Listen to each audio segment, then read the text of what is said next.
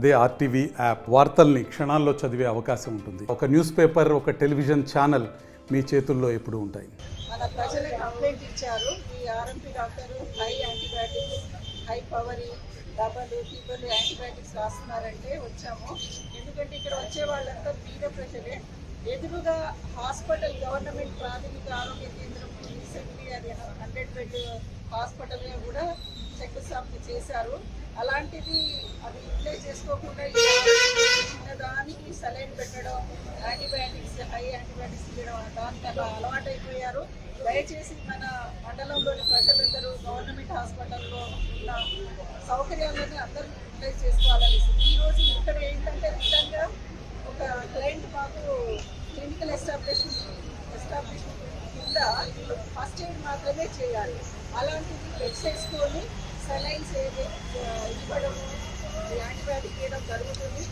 ఇది ఈ ఒక్కరికే కాదు, ఇక్కడ శంకర్ అనేసి తన ఆర్ఎంపీ ప్రథమ చికిత్స చేయాలి ఆ బోర్డు పెట్టుకొని. కానీ మన మరికడ మండలంలో చాలామంది మన ఒక ఫిజిషియన్, ఒక జనరల్ సర్జన్ లెవెల్లో చిన్న చిన్న యాప్సెస్ ఓపెన్ చేయడము, ట్రీట్మెంట్ ఇవ్వడం జరుగుతుంది. దయచేసి మన మండలంలోని ప్రజలందరూ మన గవర్నమెంట్ హాస్పిటల్లో ఉన్న సౌకర్యాలని యూటిలైజ్ చేయాలనేసి కోరుకుంటున్నాను. ఇది రైనీ సీజన్, అంటే వర్షాకాలం స్టార్ట్ అయింది కాబట్టి ప్రజలందరూ వాళ్ళ ఇంటి లోపల, ఇంటి చుట్టుప్రక్కల వాళ్ళు శుభ్రం చేసుకొని మన మండలంలో ఈ విష జ్వరాలు అనేసి అంటున్నారు, కానీ విష జ్వరాలు కాదు, వాతావరణం మార్పుతో వైరల్ ఫీవర్స్ వస్తున్నాయి. అది ఎవరికి అంటే బాగా వీక్లో, లేకుంటే వేరే డయాబెటిక్, హైపర్ టెన్షన్, పొలం పళ్ళకి, చేళ్ల పళ్ళకి పోయేసరికి అలా నీరసం ఉంటుంది.